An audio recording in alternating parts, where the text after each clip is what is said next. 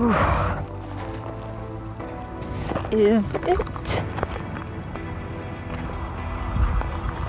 I am standing at the place where the beryllium was mined for the James Webb Space Telescope.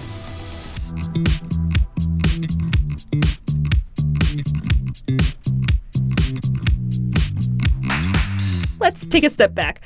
I traveled just south of Salt Lake City to a town called Delta, Utah. Well, here we are. What is it? 5:30 in the morning.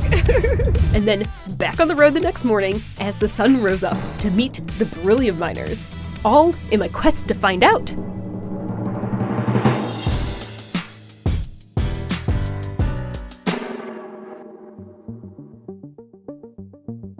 So Utah is home to many valuable materials: copper, magnesium, uranium, gold, and silver. But most of the world's beryllium is mined here.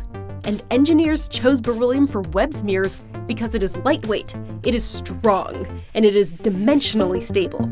So that means that it is not going to warp when operating at really, really cold temperatures. What is even here? As we were driving down into the pit, I learned that we were in fact driving on the beryllium. This rock looks nothing like metal. Where is the beryllium? How does this turn into this? I, of course, needed to speak to an expert, and he came in the form of the VP of Operations, Greg Gregory. So we're actually standing right on top of the beryllium ore seam. Beryllium is in a volcanic ash dust. It was hydrothermally deposited millions of years ago and then covered by volcanic rock. We have to remove the volcanic rock on top of the ore seam, and then we use a scraper and a bulldozer to extract the ore that we're standing on top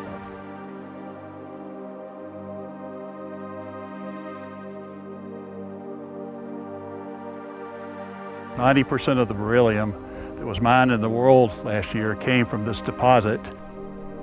Let me clue you into how rare this metal is. This area has most of the world's known beryllium, but the highest concentration is only through a 10-foot tall diagonal ribbon well below the surface of the ground.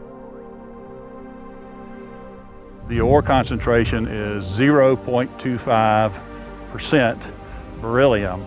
So that means that in a ton of ore, there's about 5 pounds of beryllium.